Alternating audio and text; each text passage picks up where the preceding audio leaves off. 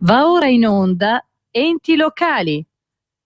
Buon pomeriggio a tutti gli ascoltatori di Radio Padania Libera, sono Maria Piera Pastore della Segreteria Federale. Come sempre incontriamo qualcuno dei nostri amministratori locali e oggi abbiamo il piacere di essere collegati con Eliano Brizio, sindaco di Prelà. Ciao Eliano. Ciao Piera, buon pomeriggio. Buon pomeriggio. Allora, Prelà, in provincia di Imperia, è un piccolo paesino. Volevo affrontare subito con te il tema così del maltempo e intervistando te di portare un po' la solidarietà a tutti gli amministratori e i sindaci della Liguria, soprattutto a quelli che stanno subendo il maltempo e insomma queste catastrofi naturali che creano così tanto danno alla popolazione. Da te com'è la situazione? Ma guarda, ringraziando il cielo, qua da noi la temperatura e il tempo sono abbastanza buoni ancora. Grosse precipitazioni non ci sono state, per cui permane sempre, almeno ora è cessata l'allerta. Oltre l'allerta 1 non siamo mai andati. E diciamo le cose come sono, non abbiamo avuto né allagamenti, niente. Beh, meno male, meno male. Solo i temporali autunnali per ora. Mentre invece nel Genovesato, nel Savonese, avete visto quello che non è successo, un po' di tutto. Bastano 2 ore di pioggia che ormai scende l'acqua che di solito scende in una settimana. Ora, a me è capitato di passare per Genova, davvero c'erano le strade piene di fango, una cosa incredibile. E vederlo è davvero terribile. Bene, dicevo, Eliano Brizio, secondo mandato, sei stato eletto una prima volta nel 2006 con il 49% e nel 2011 rieletto con il 74%. È vero che è un piccolo paese, però significa che ha avuto e hai tuttora un grande gradimento. Ma guarda, nei piccoli comuni, il mio è un comune che fa 600 abitanti d'inverno e 1.500-2.000 d'estate, e l'importante è essere in mezzo al popolo, essere in mezzo alla gente. Io non ricevo mai nessuno nell'ufficio, raramente, perché la mattina sono sempre per la strada, ascolto i vecchietti, ascolto un pochettino il malcontento, i bisogni, ascolto un po' tutti quelli che normalmente avrebbero bisogno delle istituzioni. Sono molto vicino alla popolazione, diciamo. Per cui probabilmente anche questo ha inciso tantissimo, no? Quando uno è sempre disponibile, che si dà da fare, che cerca di risolvere i problemi, non crearne, io credo che sia un buon bigliettino da visita per un sindaco, l'apprezzamento di sicuro è alto. Ecco, poi, dimmi pure. Poi dicevo, abbiamo sempre fatto una politica abbastanza attenta nei confronti degli anziani, che sono la gran parte della popolazione. Abbiamo istituito un servizio infermieristico in maniera tale che non si debbano spostare col pullman per andare in ospedale a fare gli esami e le visite. Abbiamo istituito la consegna a domicilio dei farmaci, una volta ogni 6 mesi l'impiegata la manda nelle frazioni e fa le carentità, cioè una serie di servizi che abbiamo cercato di avvicinare il comune alla popolazione, non la popolazione al comune. Siamo distaccati un po' sul territorio in maniera tale da risolvere un pochettino tutti i problemi dovuti anche alla distanza, diciamo, con uffici comunali. Ecco, io non conosco Prelà, si trova sul mare, si trova nell'entroterra Prelà è ligure? nell'immediato entroterra imperiese, è a 7 km da Porto Maurizio, è un comune di 600 abitanti, però è composto da 8 frazioni. Tu immaginati 8 paesi, ognuno col suo camposanto, ognuno col suo acquedotto, cioè ognuno con le sue problematiche, cioè non è semplice, ci sono 15 km quadrati di territorio. Il mio comune è più territorio che Diano Marina, tanto per dirtene una, no? Anche se c'è molto meno popolazione. Ricordo agli ascoltatori che stiamo facendo 2 chiacchiere con Eliano Brizio, sindaco di Prelà, un comune ligure in provincia di Imperia. Se volete intervenire il numero è 02 66 20 3529. Con Eliano Brizio volevo introdurre anche un altro tema importante, perché tu sei stato protagonista recentemente e hai emesso un'ordinanza particolarmente significativa a tutela della salute dei tuoi concittadini. Vuoi parlarcene tu? Vedi, io alcuni giorni fa, è già un po' di tempo che ho monitorizzato un pochettino l'andamento di una casa famiglia che è ubicata nel mio territorio. È una casa famiglia che era nata con lo scopo di accogliere i bambini in difficoltà. Poi fortunatamente bambini non ce n'erano e si è un pochettino, ha cambiato un po' ragione sociale, è diventato un posto dove le famiglie bisognose che non potevano andare avanti, venivano allocati qua dentro e poi venivano aiutati direttamente da questa cooperativa. Poi col passare del tempo, probabilmente perché non c'era quell'indotto economico sperato dagli stessi della cooperativa, hanno fatto una convenzione con la prefettura in maniera tale da accogliere questi immigrati che sbarcano tuttora dal Nord Africa. Al che mi sono monitorizzato un po' bene la situazione, mi sono fatto mandare dalla prefettura tutto l'elenco di volta in volta degli immigrati che arrivavano, e poi ho chiesto la situazione sanitaria di questi immigrati per sapere, visto i continui proclami che sta facendo l'OMS, l'allerta che sta facendo per le epidemie che ci sono tutti i giorni, ne parla anche la televisione tra l'altro, no?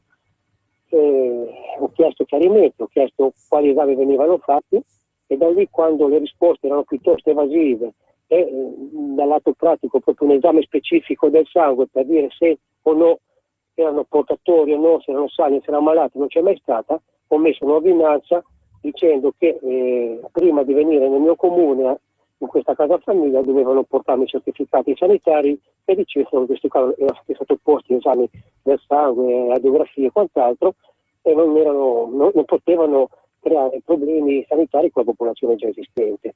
Tutto lì. Ovviamente c'è stato un po' di trambusto, telefonate con la prefettura, telefonate con i carabinieri, telefonate con la stessa cooperativa, che peraltro domani mattina alle 9 ho un incontro con i vertici della cooperativa, perché io credo che questa ordinanza sia un po' propedeutica per altre realtà, perché sicuramente altri sindaci spero soprattutto che la adottino, perché una politica del genere a favore dell'immigrazione così penso che sia una catastrofe per l'immigrazione e per la cittadinanza, perché diventa incontrollata. Questi immigrati vengono, stanno una notte lì, poi se ne vanno via, per cui non possono essere fatti esami, non può essere fatto niente. Cioè, io credo che va rivisto un pochettino tutto il pacchetto. L'unico modo per rivedere il pacchetto è mettere ordinanze in quasi tutti i comuni, in maniera che il ministro degli interni poi dica probabilmente mi cospargo il capo di cenere, ho sbagliato, e mi rivede un pochettino quello che ho fatto, tutto lì. Ma speriamo che il ministro dell'interno si cosparga il capo di cenere, cosa che finora non ha ancora fatto. Ecco, io volevo ricordare ai nostri ascoltatori che questa ordinanza può essere appunto emanata proprio perché il sindaco è autorità sanitaria locale, quindi a tutela dell'incolumità dei propri concittadini può emettere ordinanze in materia appunto sanitaria. E ricordo anche che questa ordinanza potete trovarla pubblicata non solo sul sito del Comune di Prelà, ma anche sul sito www.padaniaoffice.org, e quindi è a disposizione di chi vuole magari adottarla.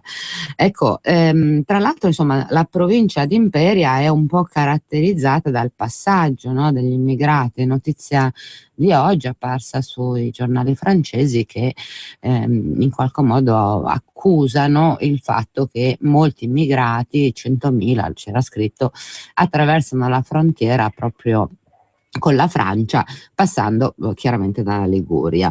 Come giudichi questo passaggio? Sicuramente la Liguria è un pochettino il ventre debole dell'Italia, perché siamo a un passo dalla frontiera, cioè da Imperia, soprattutto Imperia, alla confine sono 52 chilometri. Ti puoi immaginare questa gente qua quanto ci mette a varcare la frontiera.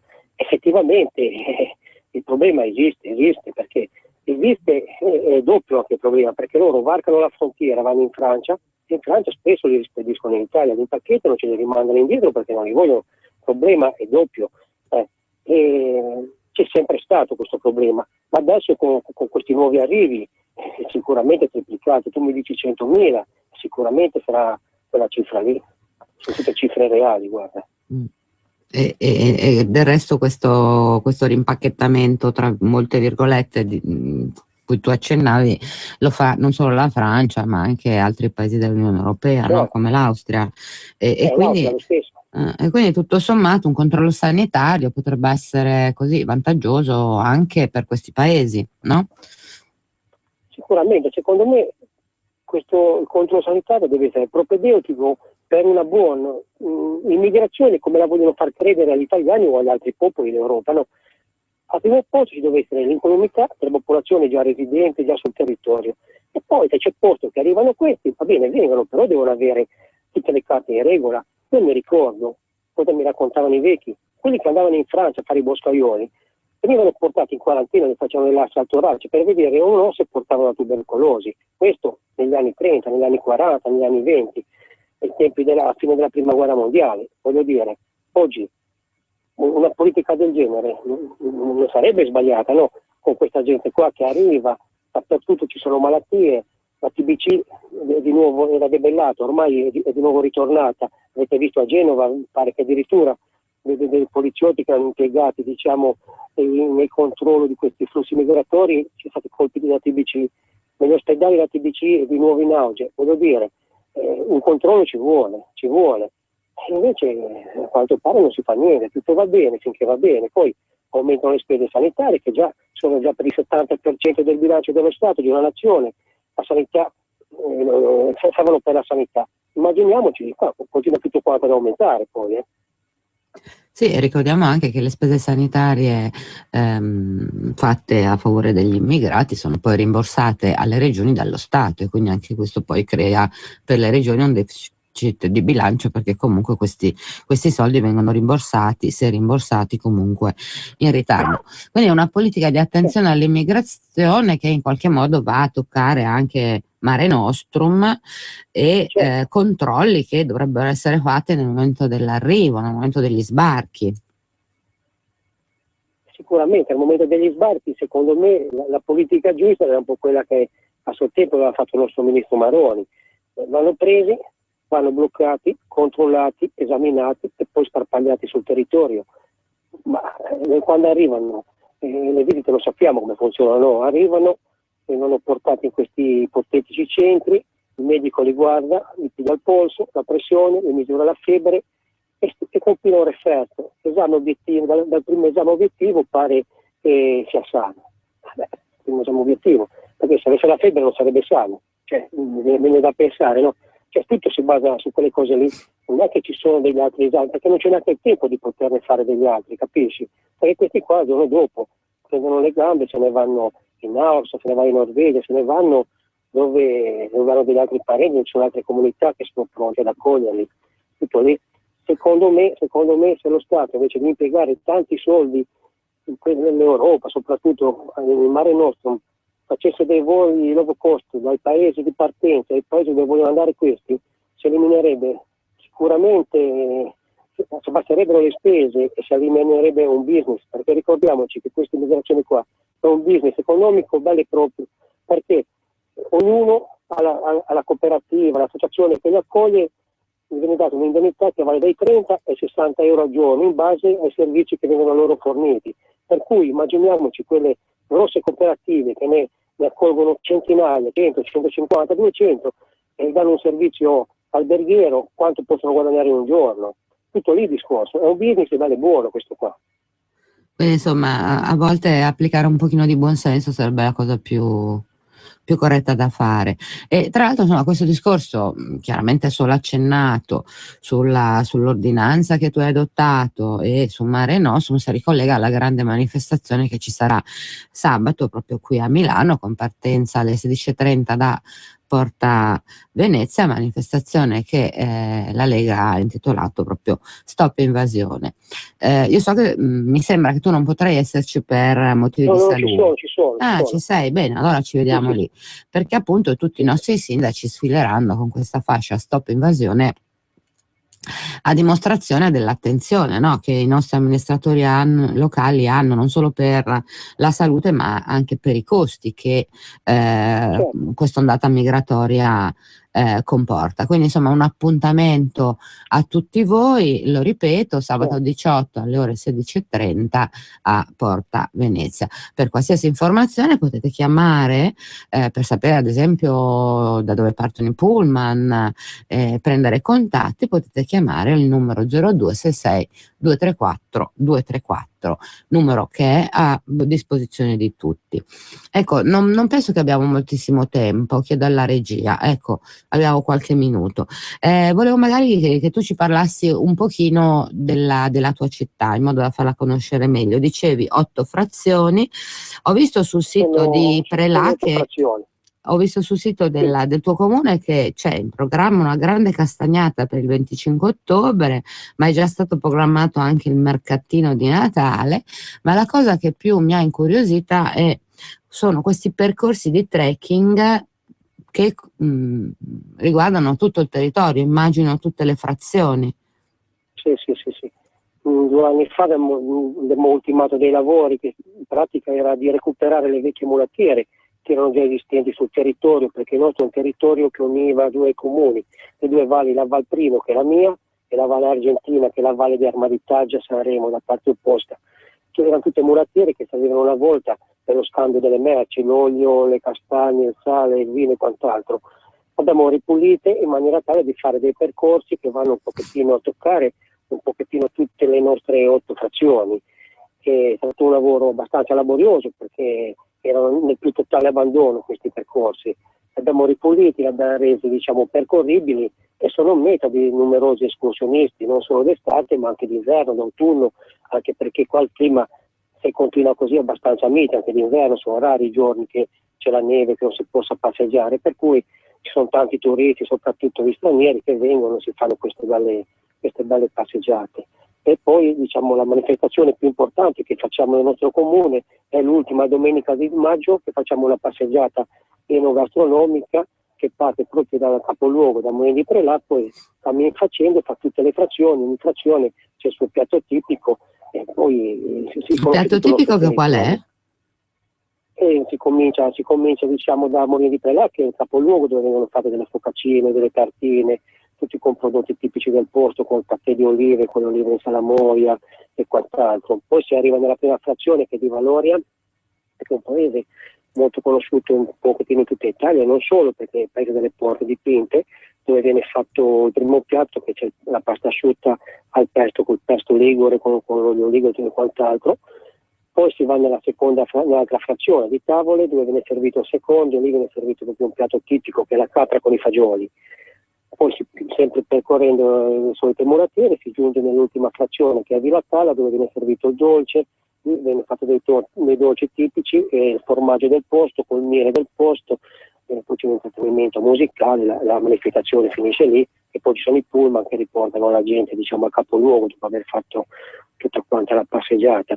Questa è una manifestazione che richiama tanti turisti, anche perché è un po' l'inizio della stagione, l'ultima domenica di maggio, le scuole ormai stanno per finire, c'è già passata la Pentecoste, ci sono già tanti tedeschi, richiama tantissimi turisti, è molto sentita questa manifestazione. Quindi insomma invitiamo un po' anche i nostri ascoltatori ad andare a godere del bel mare della Liguria e poi approfittarne per fare le passeggiate a Prelà, a visitare un po' l'interno, a mangiare i prodotti tipici in un paesaggio, io ho visto delle foto che compaiono sul sito, molto verde e molto accogliente. Bene, siamo in conclusione, io saluto Eliano Brizio, noi ci vediamo chiaramente sabato qui a Milano e saluto con lui tutti gli amministratori della Liguria. Grazie ancora Eliano. Ciao Piera, ci vediamo sabato, buon pomeriggio. Bene, cari ascoltatori, un saluto caro anche a voi, anche con voi. Ci vediamo tutti sabato pomeriggio alle ore 16:30 qui a Milano per la grande manifestazione Stop Invasione. E con questo vi auguro buona Padania. Avete ascoltato Enti Locali. Alleluia!